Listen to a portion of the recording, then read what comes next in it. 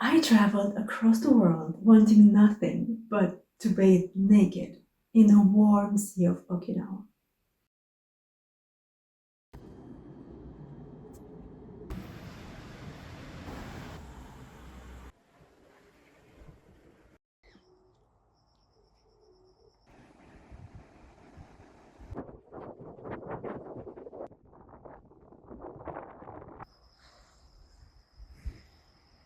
That's it.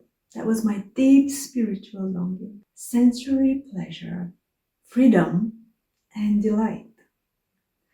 Only to be met with warning signs everywhere.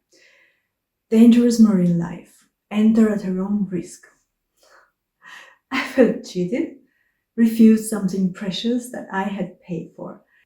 Spiritual seeking that had cost me family time, career, personal desires, warmth itself, and some health issues despite, doing yoga. And here I was, finally in a paradise-like place. At my choice, I chose that place. And it told me, nope, this Okinawa series documents those tests and what they revealed about how personal will and divine will actually work together. First, what does feminine sovereignty actually mean when you strip away both modern empowerment, performance, and traditional submission narratives? Watch the previous video if you didn't yet, so that this video series will be more fruitful for you. Second, how to integrate fear and turn it into an opportunity for spiritual evolution. In this video that you are watching now, I share what an inspiring example Okinawa and Japan in general offers, in my opinion, as a nation of more than 120 million people living with threats of earthquakes and tsunamis and venomous creatures all over and whatnot. Yet they are thriving instead of being paralyzed by fear. Third, what happens when you realize your Western entitlement mentality is quietly running your life and nature herself teaches you the humbleness you thought you had already acquired through years of spiritual practice? Watch the video titled "Don't Miss What Is Because of What Isn't," where I explore how acceptance and adapting to an environment perceived as hostile is not the end game. True fulfillment and self-knowledge are. And 4, how do you know your life journey has freed you? In the video titled "Service is Sacred, Self-Erasure is Not," I share how that naked bathing I desperately wanted became possible only after I integrated a deeper transformation, proving that personal desire is divine will, just wrapped in layers of growth our minds can't foresee, but our soul are starting for, and how dignity and discernment are keys. So let's explore fears and learn how to turn them into opportunities. I had booked accommodation at Hotel Thomas Nago in Okinawa main island because reviews said that there was a wild beach there, 3 minutes walk, so it was perfect, secluded, and they also rented snorkeling equipment. But since I'm not that skilled at swimming, I just wanted to get in the water and feel the warmth of the water against my skin. I have always loved warm seawater, and we have that in Romania during the 3 months of summer. However, I did not have it in Denmark, and I felt really in deep need for this after nearly 20 years of self-learning how to adapt, how to catch the few summer days in Denmark. So my mind could then later put the pieces together and make a whole bigger picture of life. We did have some summer and some swimming. or bathing in the sea in Denmark. And for some reason, going to Greece, which is a Romanian preference destination for holiday, or Spain, which is the go-to for Danes, was not appealing for me. I didn't want just the warm sea. I wanted the warm sea in Okinawa. And I'm like that. I can handle a lack and I can adapt. I can focus on what matters most, sacrifice, bend myself around to be productive. And when I want something, and I really want something, it is very specific. And it's correlated with spiritual callings that I don't always identify at first, but I always follow. Until I discover there is always something deeper calling me under that desire, which was exactly what my soul needed. So as soon as I arrived at the accommodation, I changed my clothes, put on my swimming suit, grabbed a towel, and headed to the beach. I really didn't mind walking. This 3 minutes walk was through a cemetery. I just thought it was like a best way to get to know how they bury their deads and how Japanese cemeteries are.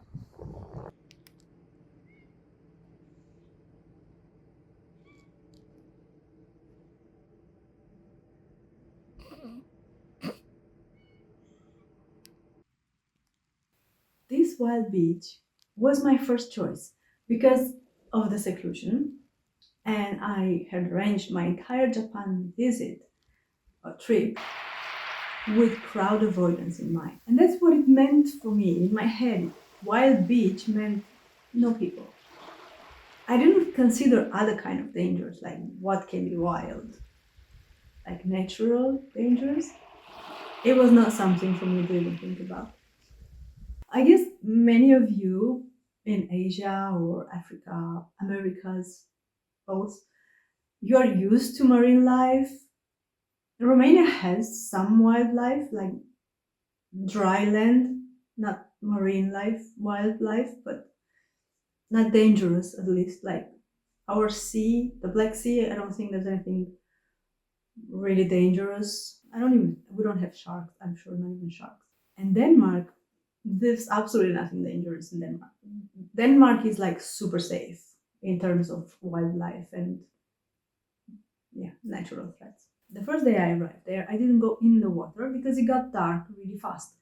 Faster than I'm used to. In Denmark, like sun sets at 10 p.m. In Japan, I think at 7 p.m. it was already dark. So I didn't have that much time. God has a timing that is best fitting for all of us. So soon enough, visiting the Churami Aquarium, I found out about dangerous sea creatures. After a lovely morning watching dolphins feeding time,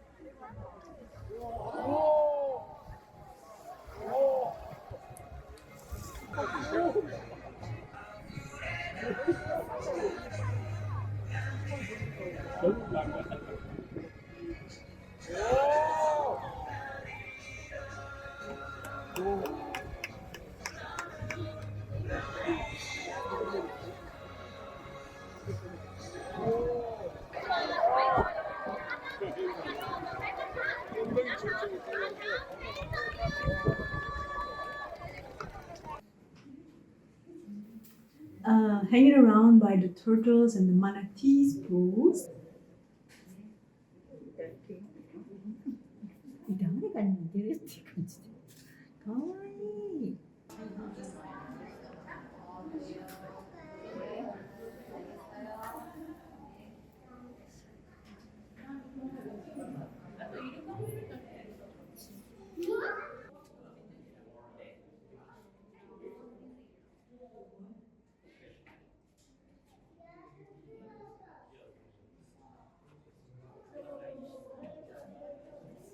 followed the crowd down to a beach where I saw a sign with images of beautiful marine creatures.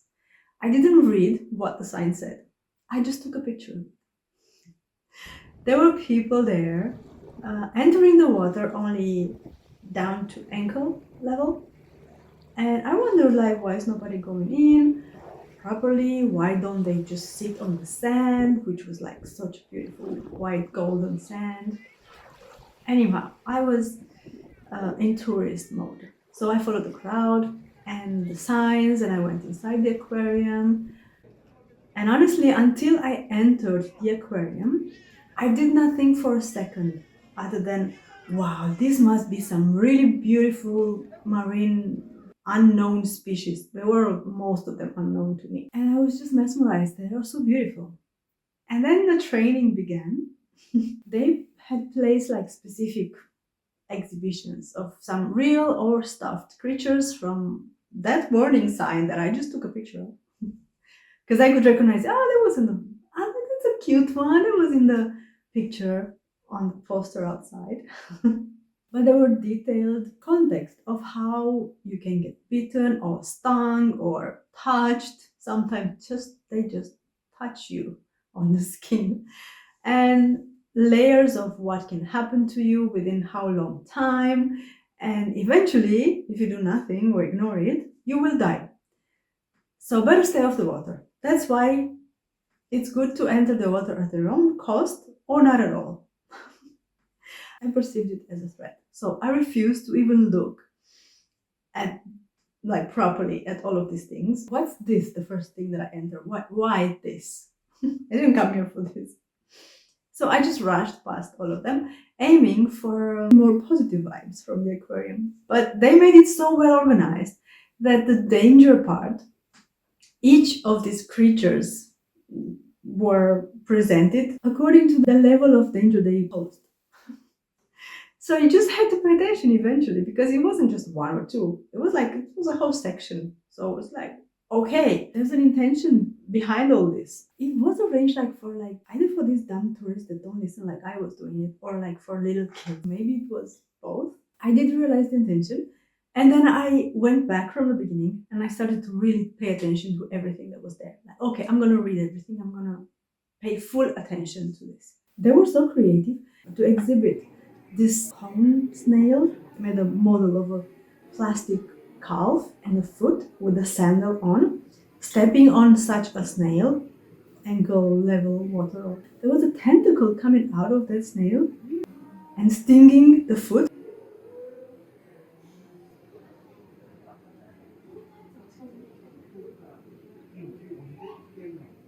The warning sign was saying, wear thick water shoes, even in low water. Further away, there was a zebra-like snake, and it was a stuffed one in real size, so you can see how big it is. And it was specified, its teeth can penetrate a double thick water suit. So keep your distance and don't touch it. Like, what?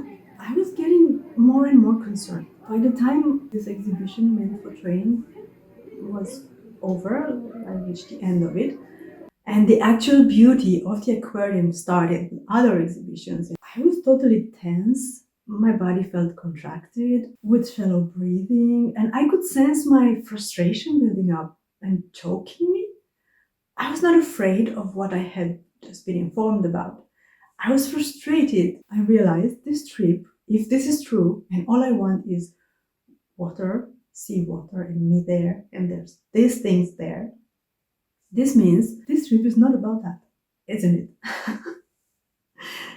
And I felt I had been such an idiot not to have considered these things before coming here. Well, for sure, I would have not traveled across the world this far if I knew about them. So it's good that I didn't know. This was one of those cases where if there is something you just never experienced, you don't think about it. You don't know it exists. Like that thing, to you, that thing doesn't exist. That doesn't mean that thing doesn't exist. Like with God. In the case of those people who want something proven and tangible, so they can measure and then believe. That approach does not mean God does not exist. It just doesn't exist for them. So I was in that kind of situation with the dangers of Japan Sea. And since this was the first meeting with this reality, my mind refused to really believe it. No. And then I discovered Japan has coral reef.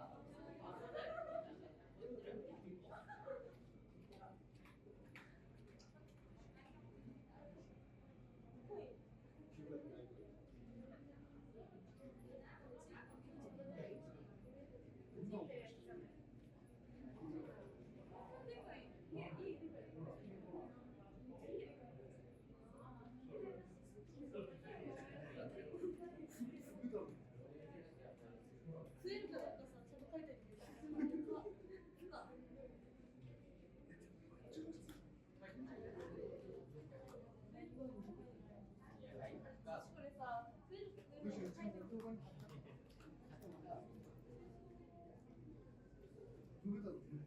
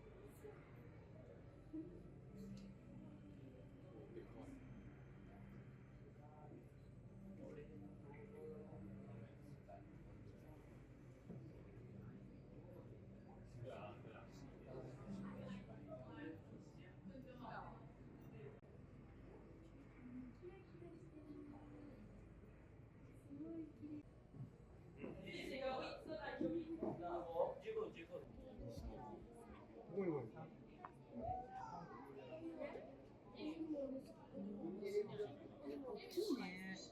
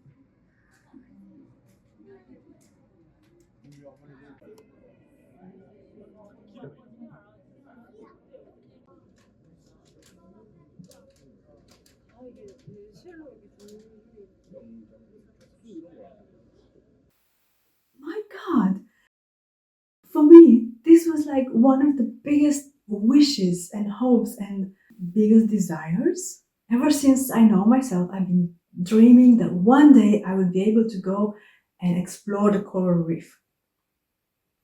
But for some reason, in my research about Japan, I did not think of coral reef. So I don't know. I mean, I was thinking, yeah, maybe they have something. I mean, even also in Romania, there was like a few crabs and a little bit of something. I was afraid of crabs though. So, yeah, that was me visiting Japan. I felt dumb again. I didn't care that much in that moment because, like, the more I was walking through the aquarium, I was like, oh my god, this is so beautiful. Okay, now I can go snorkeling because this is why my hotel offers the snorkeling gear. So that's what's happening. Okay, I don't have to be particularly good at swimming because they also had vests so I could float. The joy of discovering this, that Japan has coral reef and I could just enjoy that, was bigger than any threats or fears or self-guilt trips, feeling dumb and silly or whatever because I was unprepared and uninformed. I was just looking forward for the next day to explore the sea from my wild beach behind the hotel. After the aquarium tour, I went out again and headed to the beach. There was a beach nearby called Emerald Beach.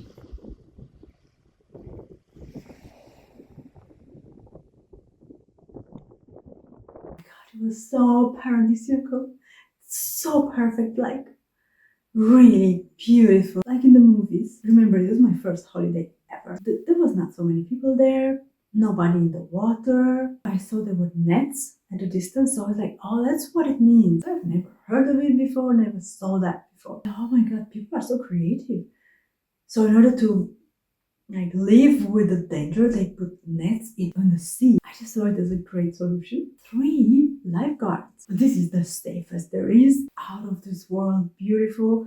It has nets. It has lifeguards. It's perfectly safe. I found the beach where I can go in. There's no, like, see, they inform you, then they give you a tour to see what the beauty of Japan, sea marine life is. And then they take you to a beach where it's perfect and you can just enjoy.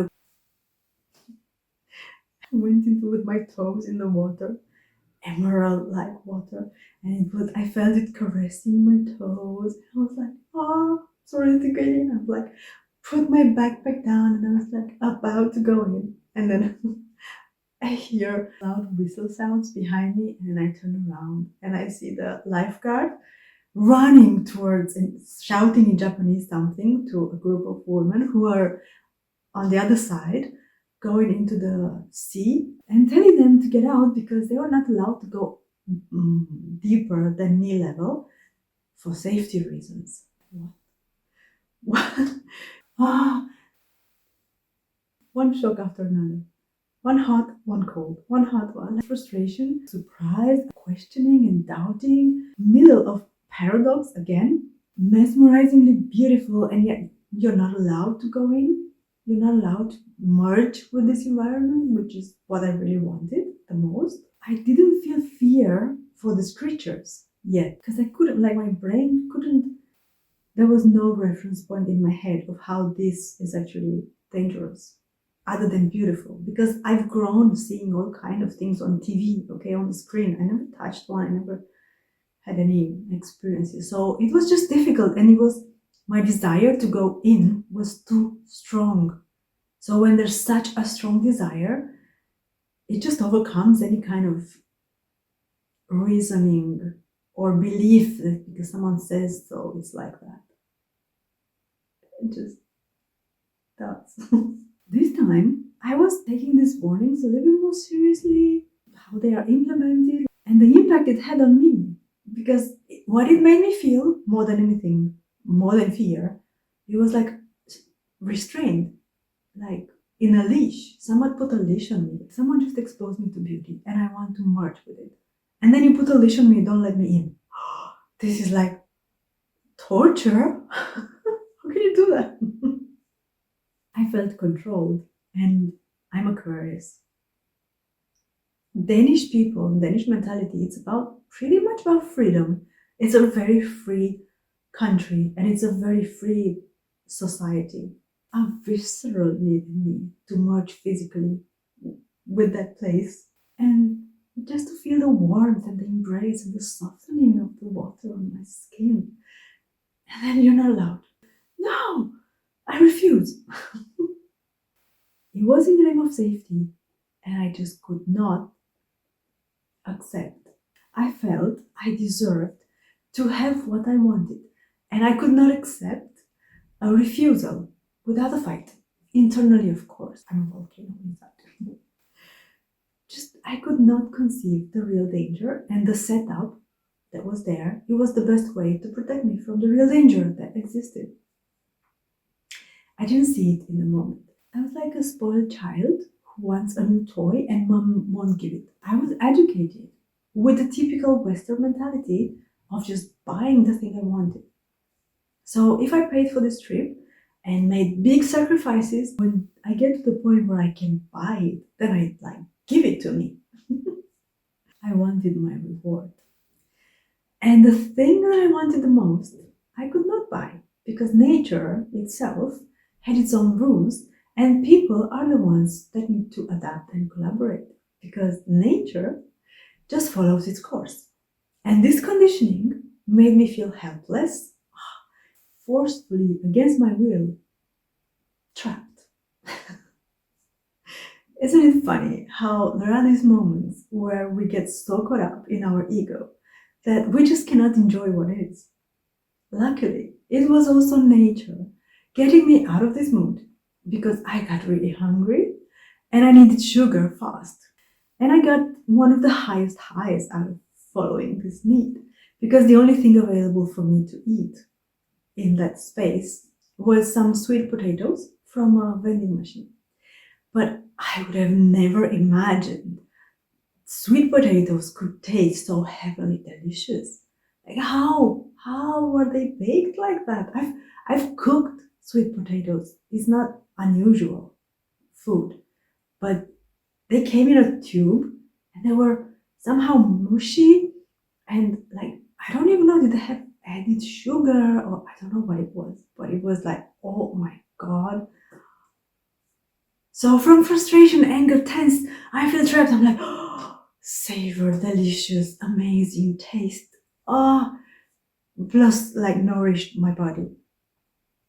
It was like, wow, orgasmic, literally.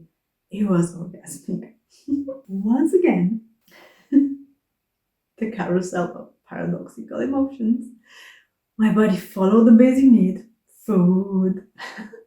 But God, nature herself, used that same moment to flood me with ecstasy, to show me there is more to this basic need. There is more to your frustration. So follow that. And that more that came with it is wondrous. It has happened before, but I've never been aware of it like I've been aware in this situation in Okinawa. Such a wondrous, euphoric experience. This time, it was pure delight, ecstatic deliciousness. And it's so funny how we associate euphoria and ecstasy with physical lovemaking, while in fact, orgasmic experiences are often spontaneous, in moments when we lower the grip of the ego. And we can have them when we open our soul to beauty, to softness, and in this case, to deliciousness. As women, we thrive in ecstasy. We follow what makes our soul sing. That's our natural navigation system. More than willpower, rather divine rapture, guiding us forward while making use of discipline, perseverance, strategy, and discernment so we can fully be euphoric. I now call this euphoric divine intimacy, the soul dwelling in godliness. There I was, on a beautiful but out of reach beach in Okinawa, eating sweet potatoes, delicious, having an orgasmic experience with life itself. That's the gift. That's the compass. That is God saying, I'm here. Follow this feeling. Don't hold on to anything. But I wasn't fully aware of that yet. The lesson lasted as long as I was savoring the sweet potatoes. And then I was back in the tumble dryer of frustration and fear. It would take me another 2 weeks processing more experiences, similar experiences, before reaching a much deeper surrender and deciding to choose to follow that ecstatic guidance. Next morning, contemplating the situation and the wild beach near my hotel, I started to feel fear crawling in. If I walk through here, will some snake jump at me? What are these holes in the sand? The beach was full of holes. I called my friend in Tokyo and told him about it and asked him why he didn't warn me about this. And he was like super relaxed. Oh, come on, don't worry about it. It's not a big deal. Then I told him, the shell, I found it on the beach and I had just taken it to my room the day before. And only to find out that snail has a tentacle that can kill you or whatever. And he said, oh yeah, you have to be careful with those snails. I have a friend who had a heart attack because of a snail like that. Seriously? He told me to just enjoy my holiday and be careful. Okay then. However, I spent the entire that week on the main island of Okinawa, visiting the wild beach behind my hotel, not entering the sea. I saw a lot of people walking by, all dressed, nobody went in. Even if the hotel was renting snorkeling equipment, nobody was going in to snorkel. They didn't go in. I didn't feel encouraged to go in because, of course, you follow the crowd. So caught up every day between this carousel of blissful, like I did all kind of other things in Okinawa and I was so nourished inside and my soul was so happy.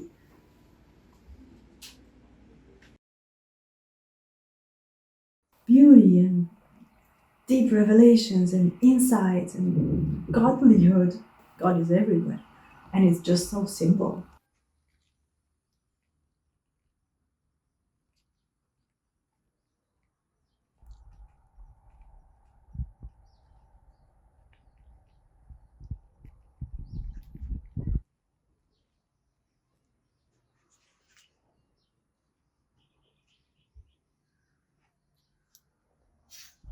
Out of the 2 that I spent on Okinawa, by the time this first week finished, I was really sad. I did not get in the water like I wanted, like my biggest wish was not fulfilled. I wanted to get in there.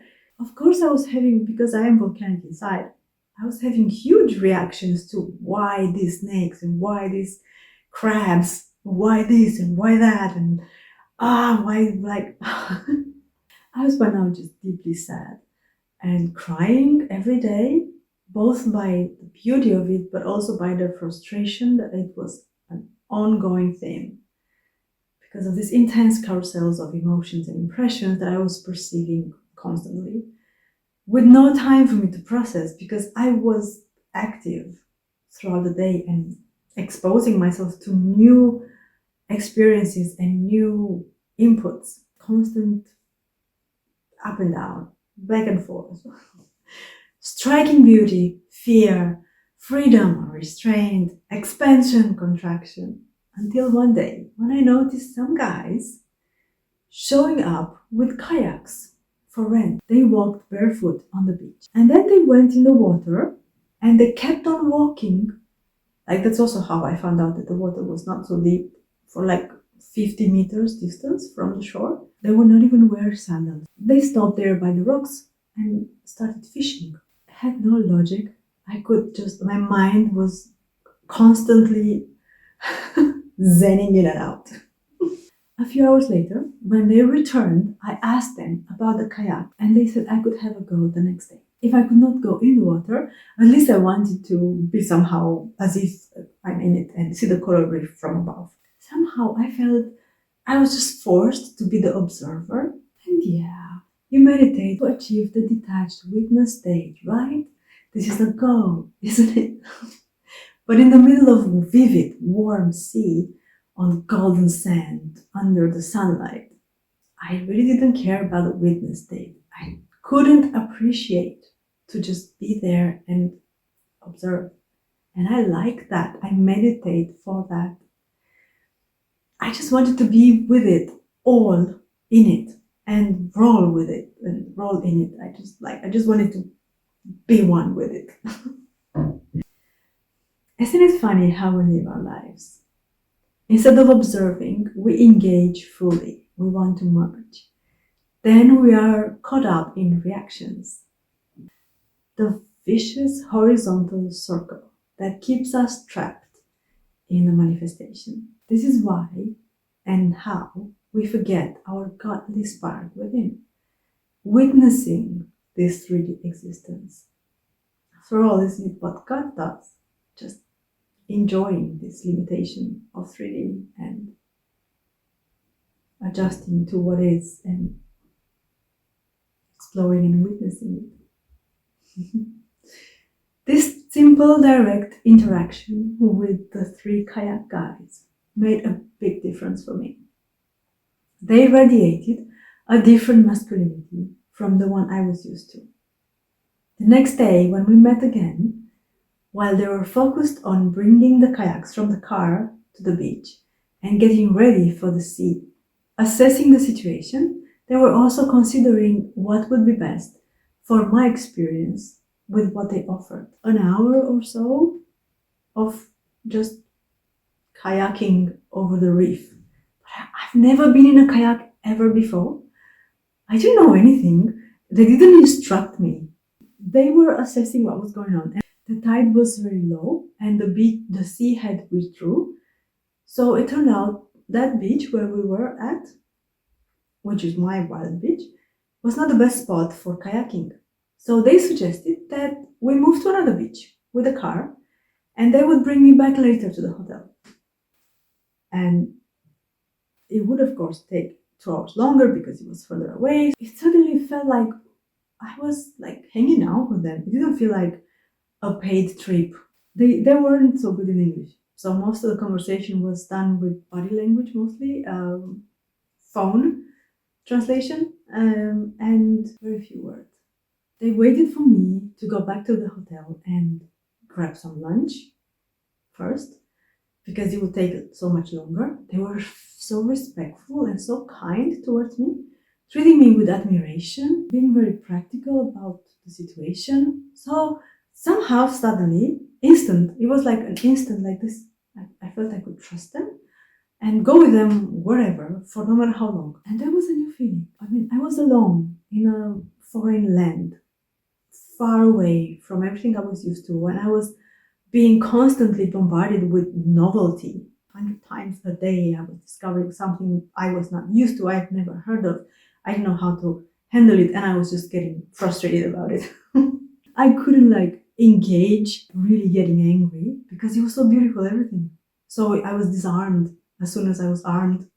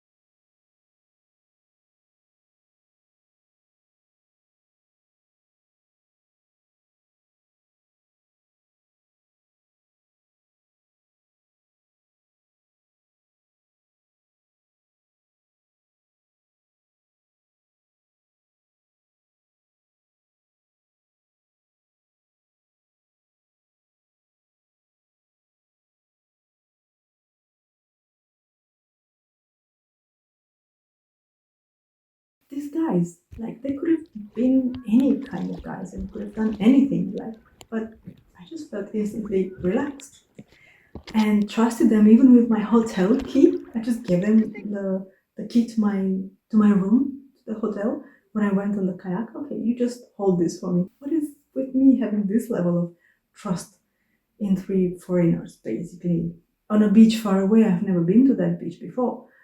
I didn't know how to come back from that beach. Okay, Okinawa has buses, and I did not have the budget for taxi. I felt really appreciative towards them for the fact that I could feel like this in their presence. They didn't do anything. They were just being themselves. They didn't know about my inner processes, about my inner feelings. No, they were just doing their thing. But me being there, observing how I'm feeling in their presence, as a woman, one of the most precious feelings to have in the company of a man is to be able to feel completely safe and relaxed. That's what I was feeling with them naturally. One of them drove me back at the hotel after, and I could ask him about the real dangers of marine life, what I was worried about. And he told me not to worry, and just get in the water and just enjoy whatever it is. Don't worry about it. I was like, seriously, but I saw all these things at the aquarium. It's like, yes. It's because most people don't listen and don't pay attention, but it's not for people who spend time at the shore like you do. It's for people who go deeper in the coral reef to explore it, and they are diving in. That's where you find those creatures.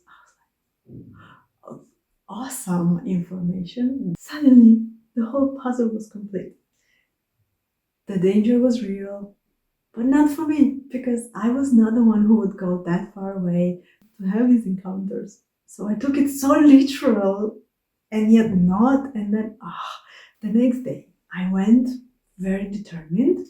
Before I'm flying to Miyakojima, I'm gonna get into this water, in this wild beach. And I went in, sacrificing my specially bought brand new eco shoes, fully dressed. When I went in like that, I felt nothing. When you've been at something for too long and it's been nerve-wracking, and by the time you actually get what you wanted, you accepted, you did what is needed, you adapted, you've been a good girl, you did your part, you kept in your anger, kept it in check, and then you have your results.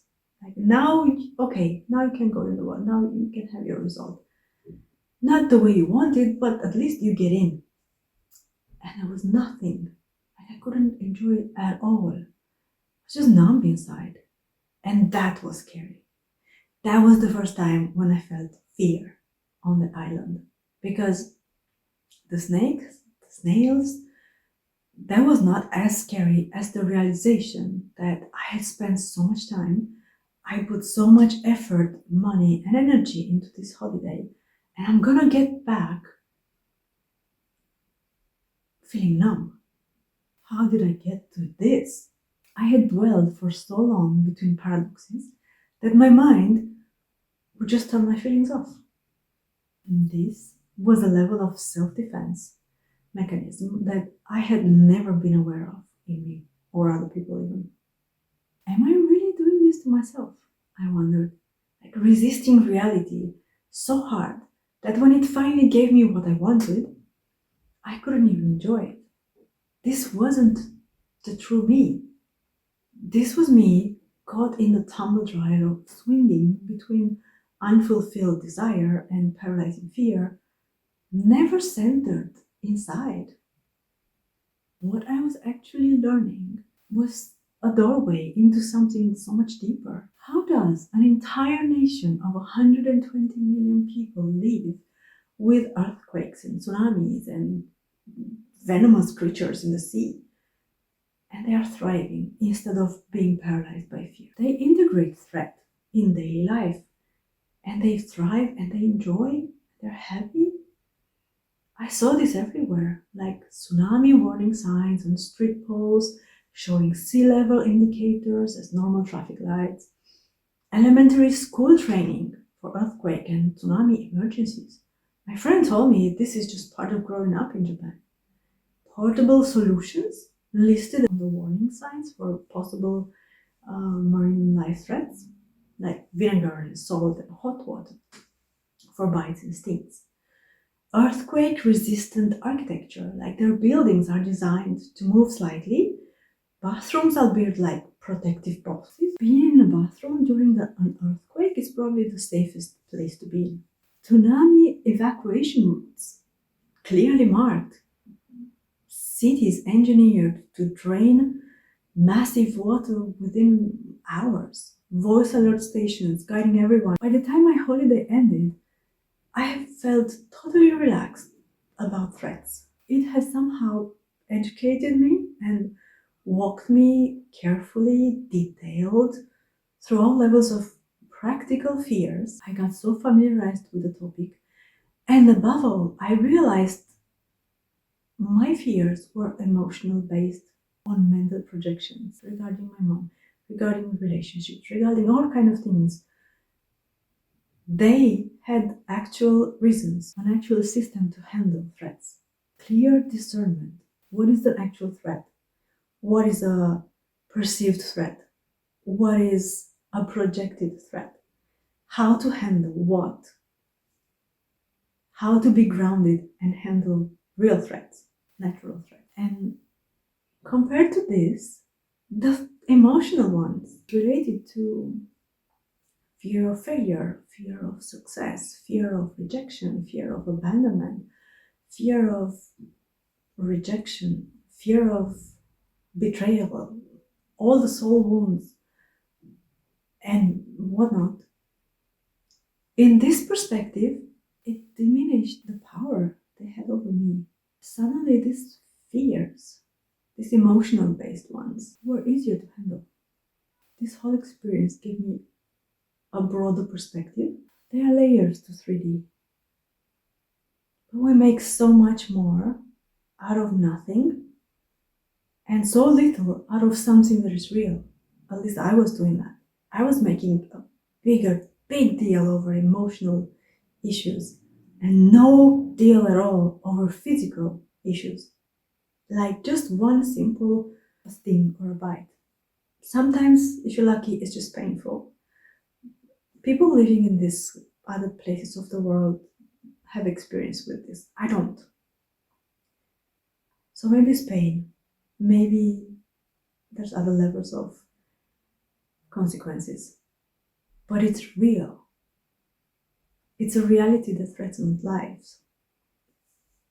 Whereas the emotional part is not that real. To a huge degree, the emotional fears are under our control, are under our system of belief. We can work with that. Overall, I felt safe in Japan by going through all of this. Not because someone just made me feel safe, but because of the educational approach that I found everywhere, who educated me, and I love to study, how to feel safe and how to have discernment between what is what. Not because the danger was gone, but because the danger was integrated with proper measures, relaxed, and enjoying beauty. This is the first layer. Safety isn't the absence of danger. It's knowing how to live with it. Most people wait for life to be safe before they start living. Japan showed me life is never safe. Build infrastructure, adapt, thrive anyway, and enjoy. And admire beauty. Admire beauty. Be grateful for the beauty surrounding you. And here's a deeper layer that I learned. My reaction to those warning signs wasn't actually about sea creatures. It was about my belief that if I paid enough, sacrificed enough, planned enough, I could control reality. Western mentality, buy the solution. Manifest the outcome.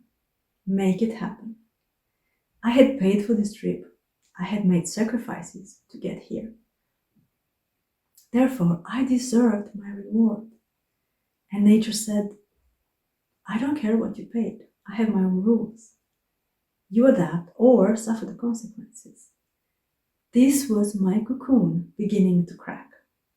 Money and planning cannot control reality. You can prepare, you can adapt, but you cannot force nature, or God, or life to give you what you want, when you want it, just because you think you've earned it. But there's an even deeper layer. The real problem wasn't that I couldn't bathe naked. The real problem was that I went numb when reality didn't match my desire. I spent a week crying, yes, but I wasn't actually processing what I was feeling. I was swinging between extremes, wanting to be in the water desperately, criticizing the warning signs, doubting the fear of creatures intensely, unwillingly respecting rules. And when I finally got in the water, felt nothing. Numbness. This is the defense mechanism most of us don't even know we're using. When life disappoints us, when we resist reality, our psyche just shuts down. When we get what we want, we feel nothing. We achieve the goal and feel empty. We finally arrive and realize we logged off somewhere along the way. How do you stay alive through disappointment? Alive in the heart, vivid in the heart. How do you grieve without shutting down? And there is the deepest layer that I learned. And that one broke my cocoon entirely. Throughout my life, I had been living with the unconscious belief, if I adapt enough, if I sacrifice enough, if I do what's required, if I'm trustworthy, if I'm easy to handle, I will be rewarded. This applies to spiritual performance as well as to normal daily life. Karma yoga as transaction, work as transaction, love as transaction. I'll be good. God, you'll give me what I want. And God in Okinawa showed me, no, this is not how this works. You don't get rewarded for being good. You don't get your desire fulfilled because you checked all the boxes. You get your desire fulfilled when you stop fixating on the outcome and start co-creating with God, moment by moment. My gaze was on I want the water, not on what is God showing me right now. The sweet potatoes, deliciousness was God saying, I'm here. Follow the ecstasy. Follow bliss.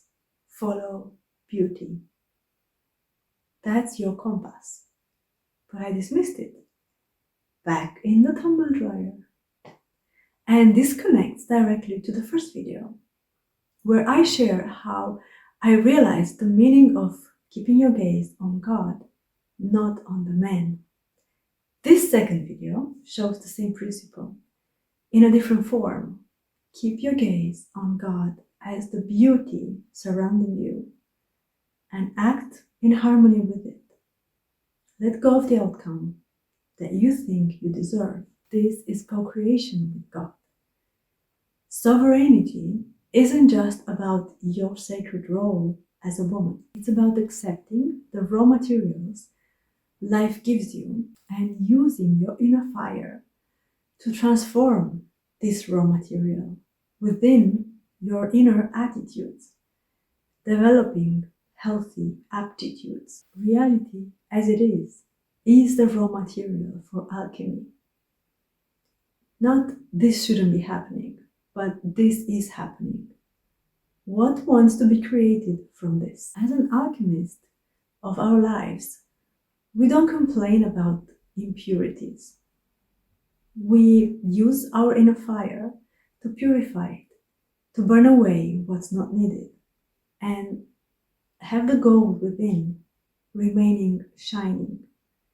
That's sovereignty. And I wasn't doing that. I was standing on the beach saying, this is wrong, give me better.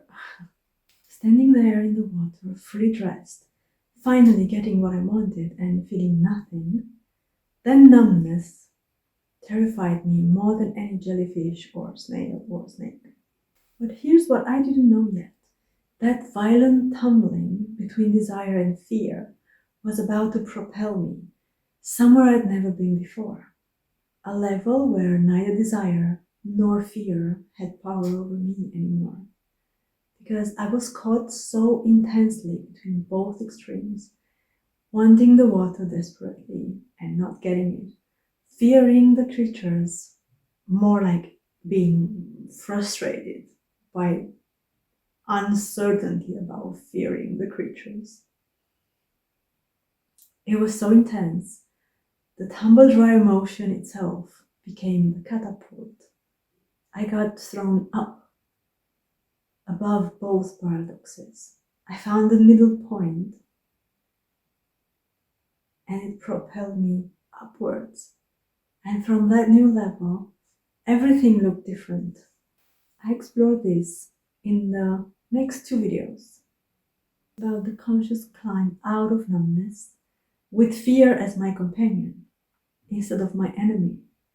And what happened when my entitlement, I deserve this because I sacrificed for it, finally met awareness and transformed into something I'd been missing my whole life.